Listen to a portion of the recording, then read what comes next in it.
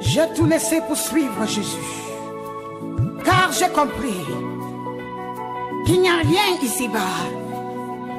Suivre Dieu, c'est la meilleure solution pour toute âme. Bientôt, la trompette va sonner. Je vous le dis, les anges sont déjà prêts, mais l'église n'est pas prête.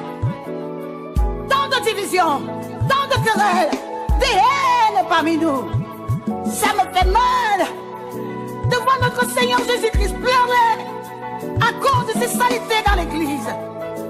Où est passé l'amour de Christ parmi nous? L'amour du prochain s'évanouit. Le réveil devient impossible.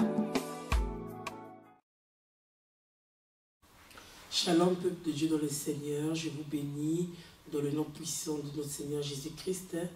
Aujourd'hui, j'ai encore un message et j'aimerais partager ce message avec vous. Et ce message a pour thème, comme je l'ai intitulé, la chute de l'Antéchrist pendant la Troisième Guerre mondiale, selon la prophétie d'Ézéchiel 32. Donc nous allons parler un peu de ce qui se fera pendant le règne de l'Antéchrist, pendant plutôt sa chute. Donc dans son règne bien sûr, mais nous allons plus parler de sa chute dont le prophète Ézéchiel a eu à prophétiser ces choses. Donc bien aimés, nous sommes toujours dans la trompette de la tribulation des saints.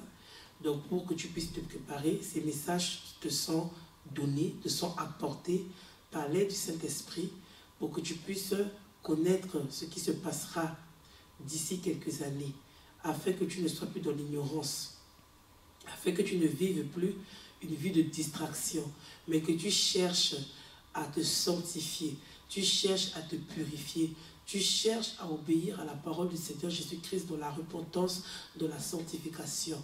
Car l'Église du Seigneur Jésus-Christ traversera des moments très difficiles.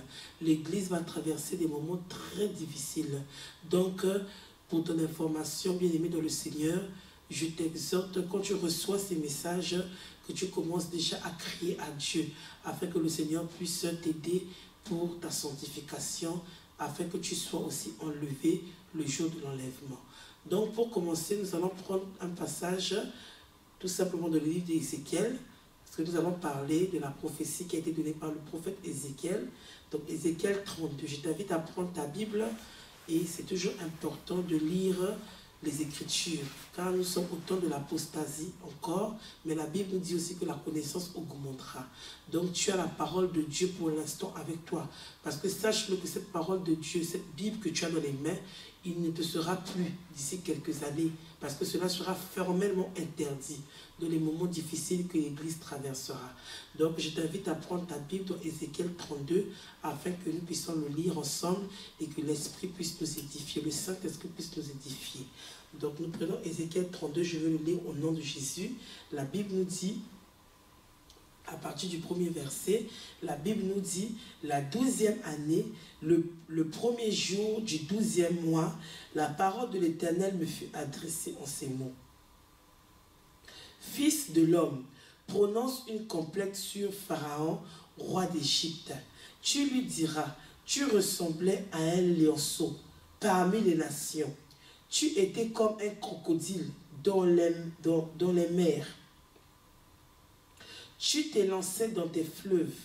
Tu troublais les eaux avec tes pieds. Tu agitais leurs flots. Ainsi parle le Seigneur l'Éternel, j'étendrai sur toi mon raid dans une foule nombreuse de peuples. Bien-aimés, nous allons nous arrêter au verset 3. Bien-aimés, le passage que je viens de prendre, le passage que je viens de lire dans cette prophétie, nous parle tout simplement des 2 années des tribulations que nous allons vivre sur la terre. Dans l'une de mes vidéos, je t'invite à aller le suivre. J'ai parlé de qui était l'Antéchrist. Donc les 2 années dont nous allons vivre des tribulations sur la terre, cet Antéchrist qui sera tout simplement incarné dans un chef qui viendra s'installer au trône de David, Donc dans le temple du Dieu Tout-Puissant à Jérusalem, lorsqu'elle sera reconstruit.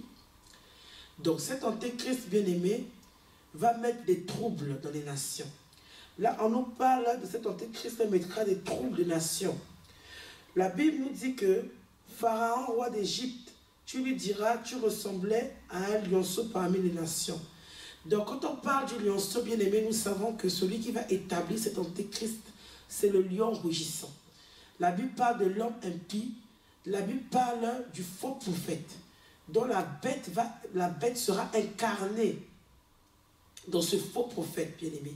Donc l'antéchrist, qui est tout simplement un démon, sera incarné dans cet homme impie bien-aimé. Et cet homme impie-là, bien-aimé, je m'en excuse, cet homme impie dont on parle,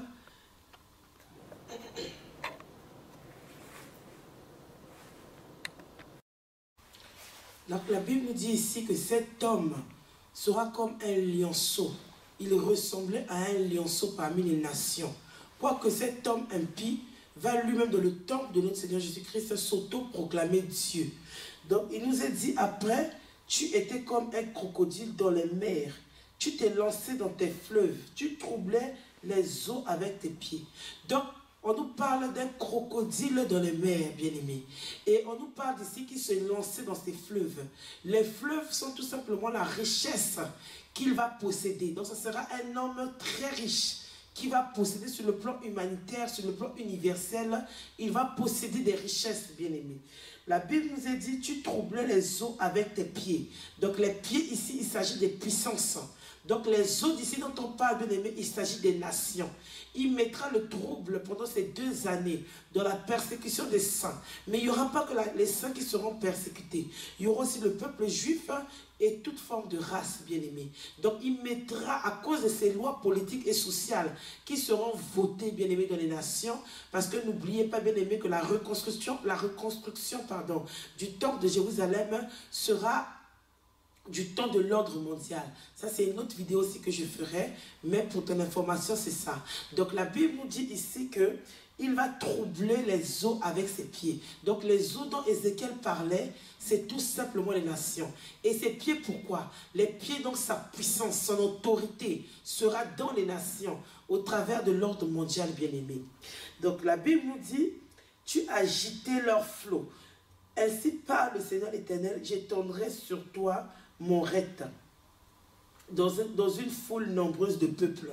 Donc, quand on nous parle, Ézéchiel parlait des flots. Les flots ici représentent les peuples.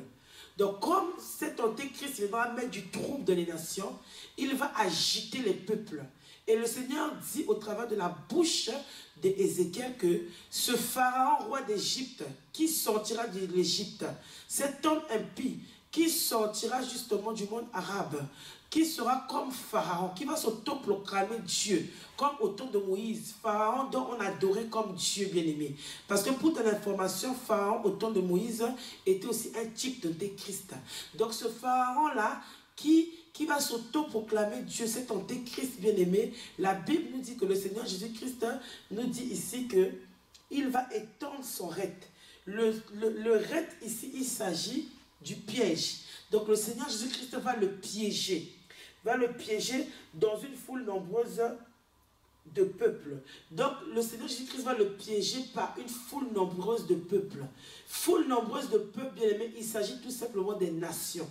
Parce que quand il va persécuter le peuple saint, il va persécuter les Juifs, il va persécuter toute forme de race bien-aimée, le Seigneur va toucher les cœurs des nations. Il va toucher les forces armées des nations. Il va agiter, il va élever les peuples pour venir détrôner cet antéchrist qui va s'asseoir dans Jérusalem. Donc, ces passages, ces versets que je viens de prendre, bien-aimés, que Ézéchiel a prophétisé, il s'agit tout simplement des 2 années d'emprisonnement. Comment cet homme va s'auto-proclamer Dieu, comment il va se regarder comme un prince, comment il va agiter les nations, mettre le trouble des nations, comment les peuples vont être agités, vont se soulever, et le Seigneur va l'entraîner dans son piège pendant qu'il va faire ses persécutions, le Seigneur Jésus-Christ va l'entraîner dans ses pièges et il va soulever les nations pour que les nations puissent venir le bombarder avec le nucléaire et le faire détrôner de son trône où il sera établi dans le temple de notre Seigneur Jésus-Christ pour au moyen de la 3e guerre mondiale. Donc la Bible nous dit, et ils te tireront, au verset 4, je descends au verset 4, je te laisserai à terre, je te jetterai sur la surface des champs. Je ferai reposer sur toi tous les oiseaux du ciel. Et je rassasierai de toi les bêtes de toute la terre. Je mettrai ta chair sur les montagnes et je remplirai les vallées de tes débris. J'arroserai de ton sang le pays où tu nages jusqu'aux montagnes et les ravins seront remplis de toi. Quand je t'éteindrai, je voilerai les cieux et j'obscurcirai leurs étoiles. Je couvrirai le soleil de nuages et la lune donnera plus la lumière. J'obscurcirai à cause de toi tous les luminaires des cieux et je répandrai des ténèbres sur ton pays, dit le Seigneur l'Éternel. J'affligerai le cœur de beaucoup de peuples quand j'annoncerai ta ruine parmi les nations, à des pays que tu ne connaissais pas. Bien aimé, là on nous parle tout simplement, Ézéchiel parlait de sa chute, comment le Seigneur allait le détruire, comment le Seigneur allait permettre que le sang soit versé de la ville de Jérusalem, parce qu'il va s'accaparer de cette ville-là. Non seulement il va profaner le sanctuaire, mais il va s'accaparer totalement de la ville de Jérusalem. Mais le Seigneur dit que il va venir faire quoi? Il va arroser de ton sang, il va arroser de son sang le pays où tu nages. Donc il va répandre son sang. Donc on voit que ce peuple-là qui va persécuter l'église, qui va persécuter les juifs, qui va persécuter toute forme de race bien-aimée. Le Seigneur dit à l'église que ce peuple-là, le Seigneur va répandre leur sang. Leur sang sera répandu. Mais leur sang sera répandu comme bien-aimé au travers de la 3e guerre mondiale, que tu ne vivras pas parce que tu seras enlevé. Tu seras enlevé pendant la tribulation des saints. Le Seigneur ne permettra pas que tu puisses vivre l'abomination pendant la 3e guerre mondiale. Et le reste que nous avons lu, bien aimé, à partir du verset 7 jusqu'au verset 8, il est tout simplement similaire, bien aimé, à l'avènement de notre Seigneur Jésus-Christ. Matthieu 24 a parlé de ces choses, bien aimé. Comme j'ai eu à le lire, bien aimé, la Bible nous dit, je le relis au nom de Jésus, il faut aimer la parole de Dieu, je le relis au verset 7 au nom de Jésus.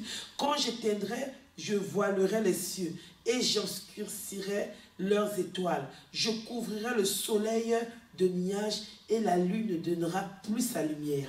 Donc au retour de notre Seigneur Jésus-Christ, il n'y aura plus la lumière dans les cieux. Parce qu'on nous dit que, au verset 8, il est dit, j'obscurirai à cause de toi tous les luminaires des cieux et je répandrai les ténèbres sur ton pays.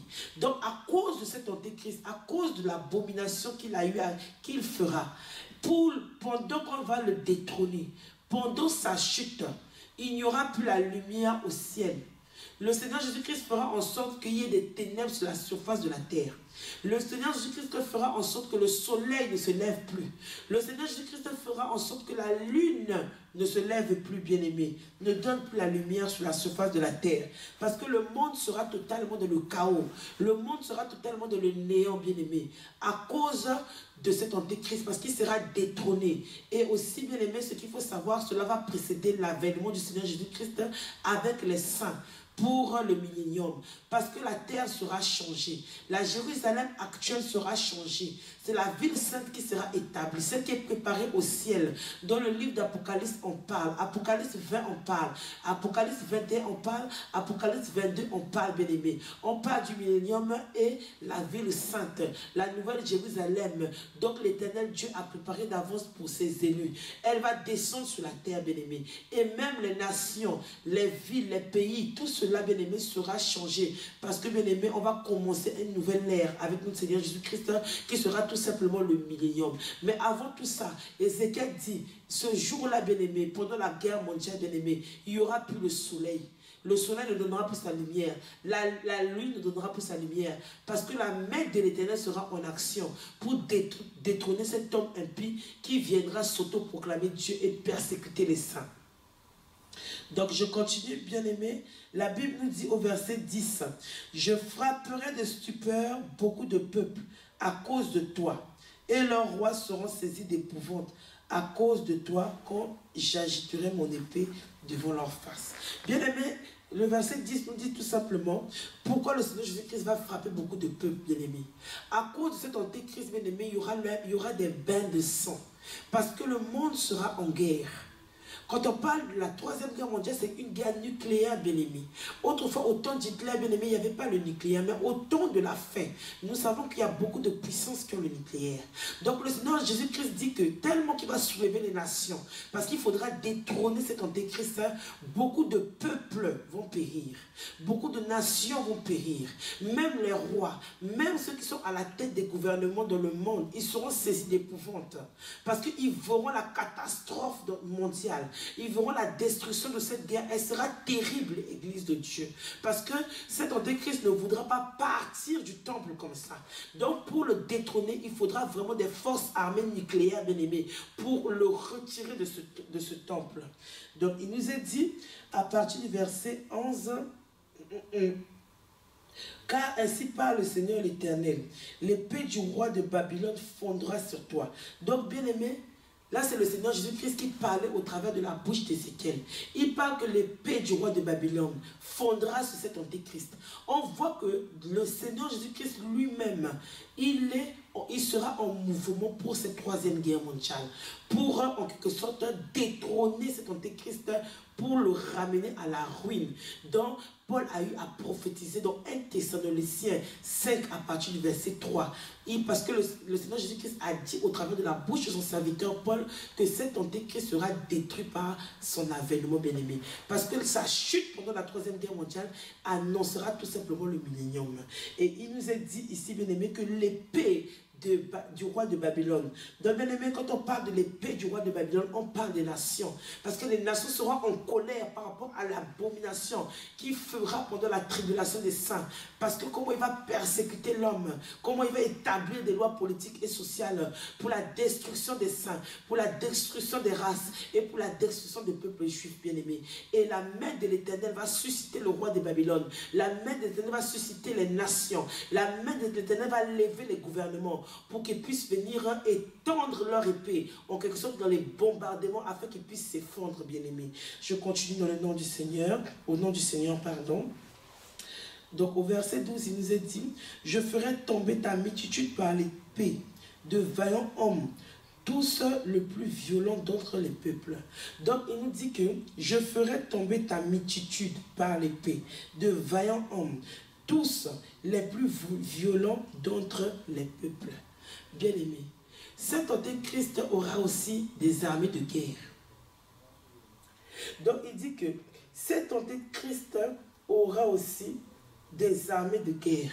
Donc la multitude qui tombera par l'épée, par les vaillants hommes, parce qu'il aura aussi des armées de guerre. Mais le Seigneur nous dit que sa chute, malgré les armées de guerre qu'il aura, cette multitude tombera.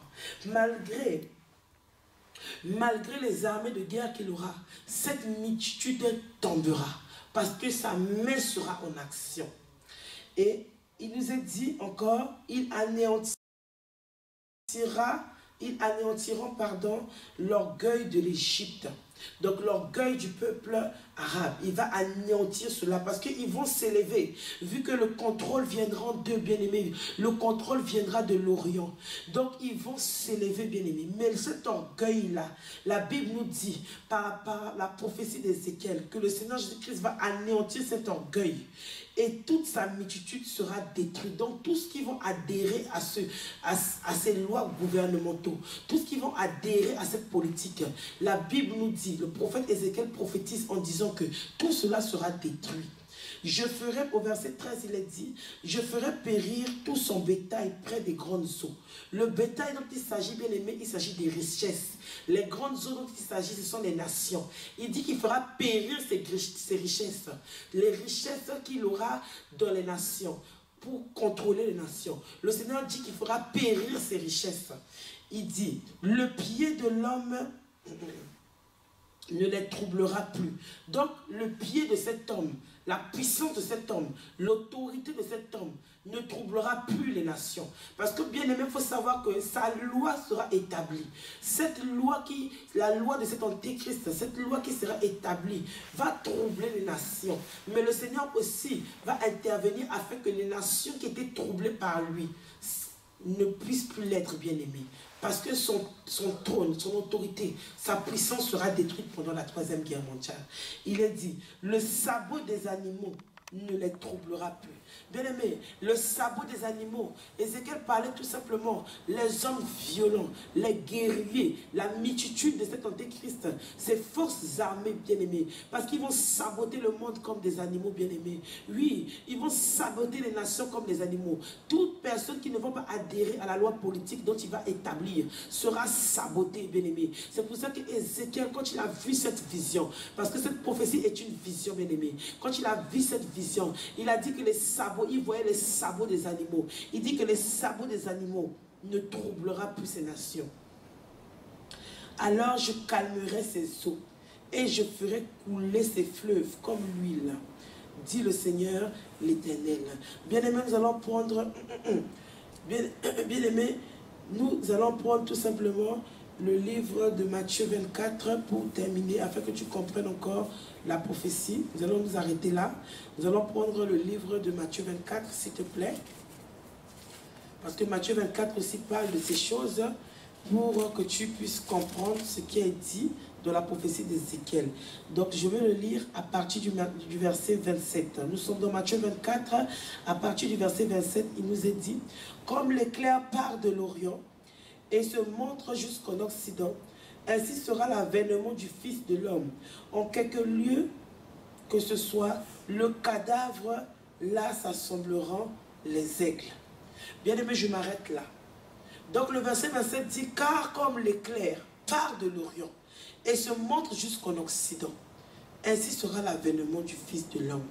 Bien aimé, quand on parle de l'éclair, l'éclair est tout simplement un signe qui annonce, un signe annonciateur, un signe qui annonce la tempête, un signe qui annonce l'orage, bien aimé. Donc l'éclair est une puissance. Et là, il nous a dit que cet éclair-là parle de l'Orient. Bien aimé, quand on parle de l'Orient, bien aimé, on parle de Jérusalem. Quand on parle de l'Orient, bien aimé, on parle du monde arabe.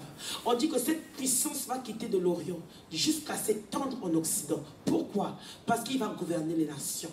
Ces lois iront jusqu'à des nations à cause de l'ordre mondial, bien aimé. Il dit que cette puissance va s'établir dans les nations. Ainsi sera l'avènement du Fils de l'homme. Et il nous a dit qu'en quelque lieu que ce soit le cadavre, là s'assembleront les aigles.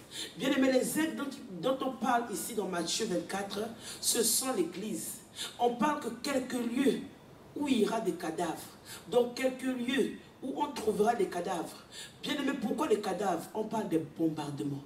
On parle de quoi, bien aimé? On parle, bien aimé, de la persécution.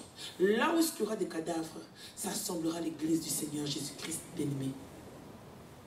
Et on dit que, après, au verset 28, la Bible nous dit que, aussitôt après ces jours de détresse, le soleil s'obscurcira. La lune ne donnera plus sa lumière. Les étoiles tomberont du ciel et les puissances des cieux seront ébranlées. Alors le Fils de l'homme paraîtra dans le ciel. Toutes les tribus de la terre se lamenteront et elles feront le Fils de l'homme venant sur les nuées du ciel avec puissance et grande nuée. Bien-aimés, voici la prophétie que le Seigneur Jésus-Christ a donnée dans le livre de Matthieu est pareille que celle que nous venons de lire dans Ézéchiel 32. Donc, bien-aimé, pendant la guerre mondiale, bien-aimé, il n'y aura plus de soleil. Le monde sera dans le chaos, dans les ténèbres. Toi qui cherches à rester sur la terre, toi qui ne veux pas te sanctifier, parce que tu dis que non, l'évangile est trop dur, parce que tu dis que non, je veux d'abord vivre ma vie. Bien-aimé, quand il y aura l'enlèvement pendant la tribulation, les saints de Dieu seront persécutés, ils vont accepter la torture. Mais de cette torture-là, cette torture les ramènera dans la gloire de Jésus, dans la gloire de Christ, qui est tout simplement l'enlèvement, afin de participer aux noces de l'agneau et de recevoir recevoir les récompenses. Bien-aimé, la Bible, les prophéties bibliques te disent ici, là, que ceux qui resteront sur la terre pour la troisième guerre mondiale, la surface de la terre sera totalement noire. Dans les ténèbres, ça sera totalement obscur, bien-aimé. Ce n'est pas spirituellement, mais ça sera physiquement. Parce que Dieu va faire en sorte que celui qui ordonne au soleil de se lever, il fera en sorte qu'il n'y aura plus de soleil. Celui qui ordonne à la lune de se lever, il se fera en sorte qu'il n'y aura plus de lune. Parce que ce sera le chaos total. Et la Bible nous dit que dans quelques lieux où les aigles, l'église du Seigneur Jésus-Christ qui restera sur la terre, il y aura des cadavres. Parce qu'on voit tout simplement que oui, il y aura des bombardements. Les aigles, il s'agit des chrétiens. Parce que bien aimés, tous ne seront pas enlevés. Les vierges folles resteront pour la troisième guerre mondiale, bien aimés. Et ces vierges-là, bien aimés, subiront les bombardements des cadavres, bien aimés. Et malheureusement pour elles, elles ne tiendront pas. La Bible nous parle des tribus qui se lamenteront. Bien aimés, peut-être tu as eu à entendre que les tribus là, ce sont les Juifs. Non, bien aimés. Les Juifs qui seront sauvés, bien aimés, c'est la maison de Judas. Celles qui sont actuellement, qui croient au Seigneur Jésus-Christ. Ce n'est pas par les œuvres que nous sommes sauvés, mais c'est par la foi. Bien-aimés, les tribus dont on parle là, bien-aimés, ce sont les nations, bien-aimés, qui verront l'avènement du Seigneur Jésus-Christ. Ce sont qui? Le monde arabe, qui seront là pour adorer l'antéchrist, qui verront Jésus venir. Ils verront qu'ils ont été trompés par cet antéchrist, que le diable les a trompés, bien-aimés. Il s'agit d'eux qui vont se lamenter. Ces tribus vont se lamenter. Les nations, les païens, ceux qui ont refusé de croire à l'évangile, les arabes qui ont refusé d'adorer le véritable Dieu, mais se sont tournés vers les idoles. Église de Dieu vivant, bien-aimé, c'est la maison de Judas. C'est les chrétiens qui seront sauvés. Mais quels chrétiens? La Vierge sage, celle qui marche dans la piété, celle qui marche dans la justice, celle qui obéit à la parole de Dieu, celle qui accepte la sanctification, celle qui accepte la repentance, celle qui ne prendra pas la marque de la bête, celle qui va subir les tortures sans ne pas succomber à la tentation, à la marque de la bête. Celle qui ne veut pas régner Jésus pendant la tribulation des saints bien-aimés, celle-là, c'est celle-là qui sera enlevée. Mais celle qui reste dans la distraction, celle qui n'a pas purifié sa robe, parce qu'elle ne tiendra pas dans la persécution, elle acceptera la marque de la bête, celle-là restera. Celle-là restera pour les bombardements. Mais les bombardements se feront dans les ténèbres. Les bombardements se feront dans l'obscurité. Parce que Jésus-Christ, qui est la lumière vivante, viendra, apparaîtra par son avènement. Et lui-même viendra mettre cette lumière-là dans les ténèbres, bien-aimé. Et toutes les tribus ce jour-là se lamentera. Bien-aimé, je t'exhorte, bien-aimé, à revenir au Seigneur Jésus-Christ. Toi qui entends cette trompette, je t'en supplie, les temps difficiles arrivent. Si ces prophéties ont été données, afin que tu comprennes que la grande tribulation, la troisième guerre mondiale a été déjà prophétisée depuis longtemps, bien-aimé. La Bible dit dans le livre de 1 Pierre 1 que les prophètes ont fait de ça, les prophéties qui leur ont été données, ont fait de ça l'objet de leur investigation. Mais l'Esprit les a révélés que ce n'était pas pour eux-mêmes, mais c'était pour ceux qui sont les dispensateurs de la grâce, l'évangile. Donc les prophéties sont pour nous, bien-aimés. La troisième guerre mondiale est pour nous. Les prophètes ont parlé de ça, mais ils n'ont pas vécu. Mais toi et moi, nous allons vivre cela. La tribulation des saints, nous allons vivre cela. Reviens à Jésus. Cherche la puissance du Saint-Esprit afin que ta foi ne faillisse pas, mais que tu tiennes ferme pendant ces temps difficiles, bien-aimé. Bien-aimé, abonne-toi à cette chaîne, je t'en supplie. Garde les témoignages qui te seront donnés, les révélations bibliques qui te seront données, les paroles qui te seront prêchées. Garde-la, garde-les, pardon, et mets tout ce qui est dit en pratique afin que tu sauves ton âme et l'âme de ta famille. Donc, sois richement béni là où tu es. Nous nous revoyons prochainement pour d'autres vidéos. Shalom. Alléluia.